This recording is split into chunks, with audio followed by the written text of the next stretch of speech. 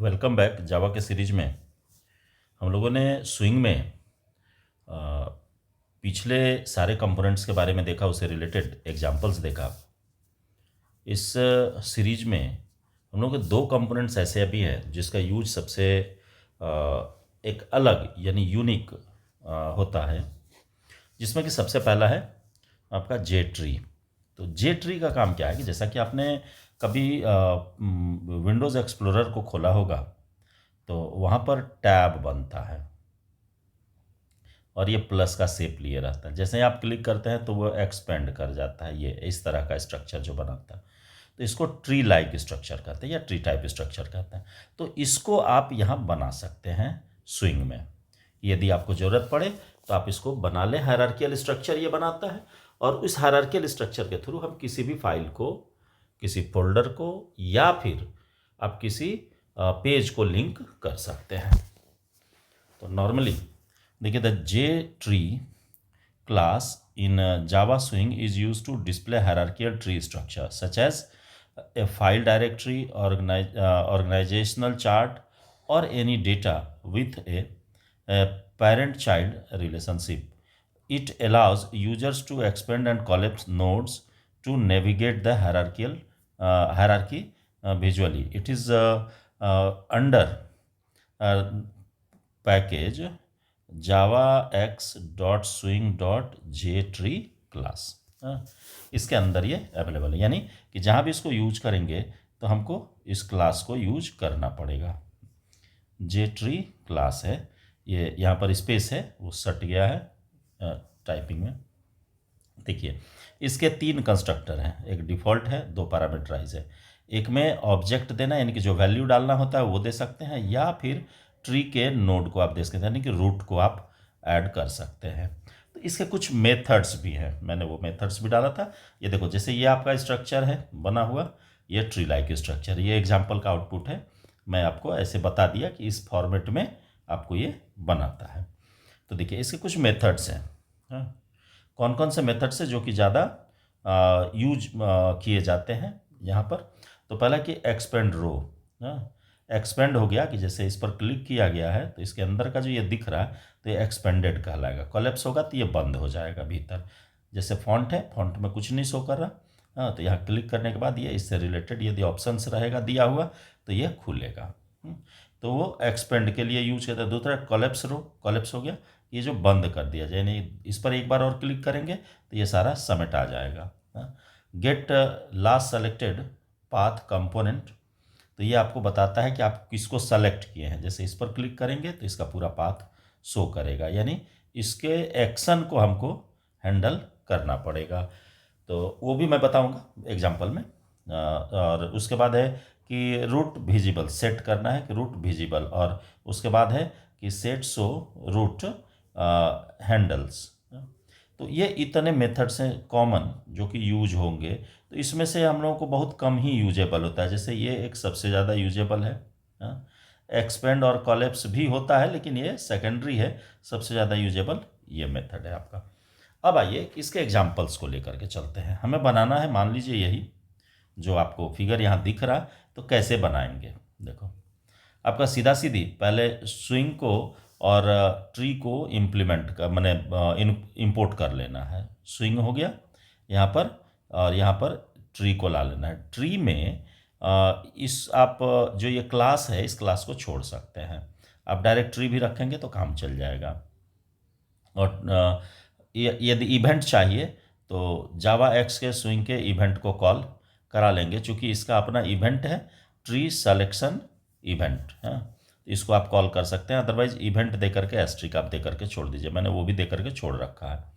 अब देखिए, यहाँ पर करना क्या है कि हमें दो चीज़ें यहाँ पर दिमाग में रखनी होगी। देखिए, एक चीज़ तो मैं भूल ही गया हूँ, यहाँ पर ऐड करना पड़ेगा आपको इसके इवेंट लिसनर्स को। ट्री सिलेक्शन लिसनर है, तो इसको हमको ऐड करना पड़ेगा। तो इसको जब आप ऐड कर दीजिएगा तो इससे होगा क्या कि जितने भी इससे रिलेटेड इवेंट्स हैं उन सारे को हम हैंडल कर सकते हैं। तो देखिए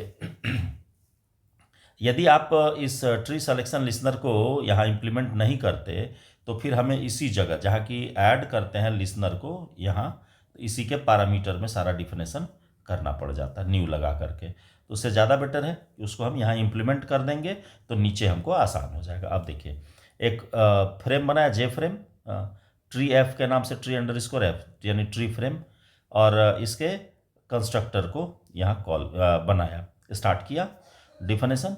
तो ट्री का जो फ्रेम ट्री एफ नाम से लिया था उसको डिफाइन कर दिया और उसके साथ ही साथ इसके क्लोज बटन को एक्टिव कर लिया। इसके बाद देखिए कितने आपको टैब चाहिए, कितने आपको यहाँ से, जैसे यहाँ पर हमें कितना चाहिए, स्टाइल, एक कलर और एक फॉन्ट, 3 चाहिए ऑप्शन। तो देखिए यहाँ पर डिफ़ॉल्ट म्यूटेबल ट्री नोड नाम का ये क्लास है यहाँ, जिसको कि आपको यूज करके उस ट्री नोड को बनाना है। तो बना लिया मैं यहाँ 3, tree style, tree colour, tree font के नाम से, और उस तीनों का नाम असाइन कर दिया, स्टाइल, कलर और फॉन्ट। अब देखिए ट्री स्टाइल के अंदर, हाँ, ट्री स्टाइल के अंदर ऐड कर दिया किसको, कलर को और फॉन्ट को, यानी कि इस दोनों को उठा करके डाल दिया किस में, स्टाइल के अंदर। अब देखिए अब इस कलर के अंदर हमको अलग अलग ऑप्शन डालने हैं, फॉन्ट के अंदर भी डालना रहेगा तो वो भी आप डाल सकते हैं, जैसे कलर में डालेंगे। तो देखिए फिर बनाया है सेम ही, और यहाँ पर रेड, ट्री, ब्लू, ब्लैक और ग्रीन, यानी कि ट्री के 3 अलग अलग ऑब्जेक्ट यहाँ बना लिए किसके, डिफ़ॉल्ट म्यूटेबल ट्री नोड के। और यहाँ पर कलर आपको बदल देना है, ठीक है, सेम है, ऊपर वाला जो आप जैसे लिखे हुए हैं उसी तरीके से इसको भी बनाना है। इसको ऐड कहाँ करना है कि देखिए बनेगा यही, और ऐड आप जैसे कीजिएगा वैसे उसका इनर या आउटर ये बनते चला जाएगा नोड ट्री का। तो देखिए ये बनने के बाद अब इसको ऐड कर दिए कलर में, देखो सारे को ऐड हो गया। तो इसका मतलब है कि फॉन्ट में हमने ऐड नहीं किया, स्टाइल के अंदर ये 2 डाला, और इसमें से एक के अंदर, ट्री कलर के अंदर डाल दिया कितना, 1 2 3 और 4 ऑप्शन आ गया। अब देखो आप कि जे ट्री का यहाँ ऑब्जेक्ट बना ट्री अंडर स्कोर जे टी, और इसके अंदर जे ट्री के अंदर डाल दिया किसको, ट्री अंडर स्कोर स्टाइल को। चूंकि ट्री अंडर स्कोर स्टाइल इसी के अंदर ये दोनों अवेलेबल है तो उसको उठा करके डाल दिया, यानी कि ट्री स्ट्रक्चर के लिए। अब देखिए ट्री अंडर स्कोर जे टी को मैं ऐड कर दिया किसको, सलेक्शन, ट्री के सलेक्शन लिस्नर को, और यहाँ पर डाल दिया आपको दिस मने हो गया कि इसी करंट क्लास के अंदर ही इस सलेक्शन, ट्री सलेक्शन लिस्नर को इम्प्लीमेंट किया गया है। अब जे स्क्रॉल पेन मैंने बनाया, ये इसलिए बनाया कि जैसे आप क्लिक करेंगे तो साइज बढ़ेगा, तो बढ़ेगा तो स्क्रॉल पेन बना दिया कि आसानी से उसको ऊपर नीचे किया जा सके। स्क्रॉल पेन का मतलब हो गया कि यहाँ पर एक्टिव हो जाएगा, कि यदि इस स्क्रीन से बड़ा हो गया तो यहाँ पर स्क्रॉल पेन एक्टिव हो जाएगा, हम इसको ऊपर नीचे करके देख सकते हैं। तो जे स्क्रॉल पेन में उठा करके डाल दिया ट्री को, यानी कि ट्री अंडर स्कोर जे टी को उठा करके डाल दिया, यानी पूरा ट्री चला गया किसके अंदर, जे स्क्रॉल पेन के अंदर, और जे स्क्रॉल पेन को ऐड कर दिया आपके फॉर्म जो फ्रेम है, फ्रेम के ऊपर, और फ्रेम का साइज सेट किया, फ्रेम की विजिबिलिटी सेट किया। अब देखिए यहाँ पर हमको यूज क्या करना है कि जो ये लिसनर्स मैंने ऐड किया, इस लिसनर को के मेथड को ओवरराइड करना। तो यहाँ पर मेथड एक ही है कि वॉइड चेंज्ड, हाँ, तो public void changed tree selection event E object हो गया, जस्ट जो पिछला जैसे हम लोग यूज कर रहे थे उसी तरीके से। और डिफ़ॉल्ट म्यूटेबल ट्री नोड का एक बना लिया यहाँ सेलेक्टेड नोड, ताकि ये प्रिंट कर सके कि जैसे रेड पर क्लिक करें कि कौन सा रेड पर क्लिक किए हैं ये आपको प्रिंट हो जाए, इसके लिए लिया। आप देखिए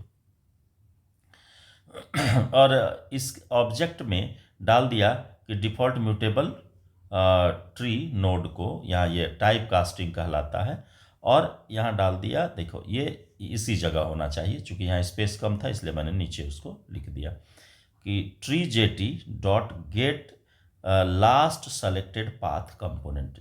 मैंने मेथड के समय ही बताया था कि ये मेथड आपको सबसे ज़्यादा यूजेबल होगा, ये पूरे पाथ को रिटर्न करता है।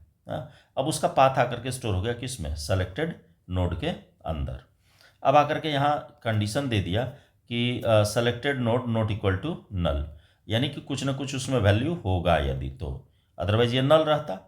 तो नल नहीं है तो जे ऑप्शन पेन को कॉल किया, शो मैसेज डायलॉग, यानी कि एक डायलॉग बॉक्स बनाएगा छोटा सा, और उसमें ट्री एफ, यानी कि कहाँ पर ये बनेगा, बेस उसका होगा ट्री एफ, मैंने ट्री जो फॉर्म है उसी के उसी बेस पर ये बनेगा। और सेलेक्टेड नोड ये मैसेज है, और उसके साथ साथ selected node dot gate user object, यानी कि कौन सा सेलेक्ट किया गया है यहाँ से, रेड ब्लू ब्लैक, क्या सेलेक्ट किया गया है उसका नेम आ जाएगा। और जैसे ही इसको आप मैंने क्लिक करेंगे इस पर तो ये एक्टिव हो जाता है, और नॉर्मली फिर आपको इसको कॉल कर देना है, यानी कि टेस्ट को यहाँ पर उसके कंस्ट्रक्टर को कॉल कर देना है। तो ये तो हो गया ट्री का। दूसरा एक और हम लोग का बच रहा था जे टैब्ड पेन। टैब्ड पेन क्या है कि जैसे टैब आप देखते हैं बना हुआ कि आपका जैसे ये एक फुल पेज है तो देखेंगे तो इसी में छोटा छोटा पार्ट बना रहता है। हाँ, इस टैब पर क्लिक करेंगे तो ये खुलेगा, इस पर क्लिक करेंगे तो ये खुलेगा, लेकिन रहता ये सारा एक ही विंडो में है। हाँ, अब जिस टैब पर आप क्लिक करेंगे उससे रिलेटेड पेज यहाँ खुलेगा। जैसे ये देखिए मैंने ऐड किया ये, इसमें देखिए कितना टैब है, 1 2 3 टैब है। इस पर क्लिक करेंगे तो उससे रिलेटेड ऑप्शन यहाँ आप दे सकते हैं, इस पर क्लिक करेंगे तो उससे रिलेटेड, इस पर क्लिक करेंगे तो इससे रिलेटेड। जैसे कोई प्रोजेक्ट जब हैंडल करते हैं तो मान लो आप टैब बना लिया कि आइटम ऐड करने के लिए, आइटम रिमूव करने के लिए और आइटम में मॉडिफिकेशन के लिए, तो तीनों को अलग अलग टैब पर बना लिया। सिर्फ टैब पर क्लिक करेंगे उससे रिलेटेड ऑप्शन सारा आ जाएगा, यहाँ जो ड्रॉ करेंगे वो टैब 1 में जाएगा। इसी तरह से टैब 2 पर क्लिक करेंगे तो उसका अपना फील्ड एरिया खुलेगा, और यहाँ पर जो लिखेंगे वो टैब 2 के लिए होगा। तो मैंने एक साधारण सा सिर्फ एग्जाम्पल इसके साथ ऐड किया है, वो आप देखिए आपको बात समझ में आ जाएगी। देखिए the J tabbed pane in Java Swing allows to create a container with multiple tabs। Container ही है ये लेकिन मल्टीपल टैब के साथ है। Each tab can hold a separate panel, making it useful for organizing a GUI into logical sections। तो logical sections क्या होगा, अभी जस्ट आपको मैंने बताया कि एग्जांपल के तौर पर कि यदि कोई प्रोजेक्ट आप डेवलप कर रहे हैं और उस प्रोजेक्ट में आपको 3 ऑप्शंस देने हैं, तो वहाँ पर अलग अलग 3 पेज बनाने की आवश्यकता नहीं है। एक ही पेज पर टैब हम 3 बना लेंगे और तीनों ऑपरेशन को सेपरेट सेपरेट टैब में डाल सकते हैं। तो इसका फ़ायदा क्या होगा, सबसे पहले तो फीचर्स इसका क्या है, तो पहला कि टैब्ड नेविगेशन, कि ये आपको फैसिलिटी देता है कि आप स्विच कर सकते हैं, यानी एक से दूसरे के पैनल में जा सकते हैं डायरेक्टली क्लिक करके। दूसरा है कि कस्टमाइज्ड टैब, आप अपने टैब के मैंने टैब अपने से आप उसमें मॉडिफाई कर सकते हैं, जो चाहेंगे उसका नाम आप रख सकते हैं, चाहे उस पर कोई इमेज डालना है वो आप दे सकते हैं। इसके बाद है डायनामिक एडिशन और रिमूवल, यानी रन टाइम में हम उसमें नया टैब भी जोड़ सकते हैं और जो टैब ऑलरेडी है उसको वहाँ से हटा भी सकते हैं। तो इसके मेथड्स की यदि बात करें हम, तो मेथड्स में आ जाएगा, एक है ऐड टैब। ऐड टैब का काम है कि टैब को ऐड करना, तो इसके पास 2 चीज़ें हमको, या इसके पैरामीटर में 2 चीज़ें देनी होती है। एक टाइटल, कि टैब का टाइटल क्या देना है, और उसके साथ कंपोनेंट कि क्या कंपोनेंट होगा। उसी तरीके से सेट टैब प्लेसमेंट है, तो यहाँ पर आपको प्लेसमेंट बताना होगा, मैंने कहाँ ये रहेगा, टॉप में रहेगा, लेफ्ट में रहेगा, राइट या बॉटम, किस साइड से आप इसको सेट करना चाहते हैं। तो ये हो जाता है। इसके बाद है गेट सेलेक्टेड इंडेक्स, ये तो समझ ही रहा है कि जो टैब सेलेक्ट होगा उसका इंडेक्स नंबर ये रिटर्न करेगा। सेलेक्टेड इंडेक्स और इंडेक्स का नंबर, सेट सेलेक्टेड इंडेक्स यदि करेंगे कि बाय डिफ़ॉल्ट कौन सा इंडेक्स खुला रहे, पहला दूसरा तीसरा में से कौन सा, तो वो आप यहाँ पर सेट कर सकते हैं। या मान लो आपका 1 दे देंगे तो दूसरा नंबर टैब खुला रहेगा। इसी तरह से है कि रिमूव टैब एट, तो रिमूव टैब एट और इंडेक्स नंबर उसका दे दीजिए। जैसे 2 देंगे तो दूसरा वाला बीच वाला जो है 2 देंगे तो तीसरा वाला डिलीट होगा, क्योंकि पहला वाले का 0 होता है इंडेक्स, दूसरे वाले का 1 होगा, तीसरे वाले का 2 हो जाएगा। और set tool tip text at, तो टूल टिप टेक्स्ट क्या होता है, जैसे ही आप किसी भी आइकन पर जाते हैं तो आइकन पर ये नीचे जो आया ना टेक्स्ट, देखिए ये टेक्स्ट अंडर ब्रैकेट में आ रहा है टी, तो यही कहलाता है टूल टिप। तो इस टूल टिप को आप वहाँ ऐड कर सकते हैं। यहाँ पर आप देखिएगा ऊपर ऊपर देखिए, ये हाईलाइट जहाँ कर रहा हूँ, किसी पर भी आएंगे तो उससे रिलेटेड ऑप्शन आपको नीचे मैसेज टेक्स्ट के फॉर्म में आ जाएगा। तो यही टेक्स्ट टूल टिप कहलाता है। तो आप इसको भी ऐड करना चाहते हैं तो आप आसानी से कर सकते हैं। तो उसका अपना इंडेक्स बता दीजिएगा कि किसके लिए आप करना चाहते हैं और उसका स्ट्रिंग क्या होगा, यानी कि वहाँ पर दिखेगा क्या और किस ऑप्शन में। जैसे यहाँ पर टी में हम लोग आ रहे हैं, टी यानी कि टेक्स्ट वाले में है, तो उसी के लिए ये है ना। तो आप ऐड कर सकते हैं, इतना ही आसान है, इसमें कोई उतनी बड़ी परेशानी नहीं है। तो देखिए यहाँ पर सेम उसी तरीके से मैंने इसको कॉल कर लिया है कि ये एग्जाम्पल है किसका, टैब्ड पेन का। अब देखिए मेन में आ गया, जे फ्रेम लिया, जे फ्रेम में टैब्ड पेन एग्जाम्पल, क्लोज को मैंने सेट कर दिया। अब देखिए जे टैब्ड पेन, इसका ऑब्जेक्ट बनाया टैब्ड पेन और न्यू जे टैब्ड पेन, ये तो आप समझ ही रहे हैं। अब देखिए जे पैनल पहला लिया और इसमें लिख दिया, एक मैसेज ऐड कर दिया, किस नाम से, तो दिस इज़ टैब 1, इसलिए ताकि अभी टैब पर तो कंपोनेंट ऐड करना होगा और हमको कि सिंपल सा एक मैसेज देना है कि ताकि ये पता चल जाए कि टैब बदलने पर मैसेज भी बदल रहा है। इसको डाला, कलर सेट कर दिया।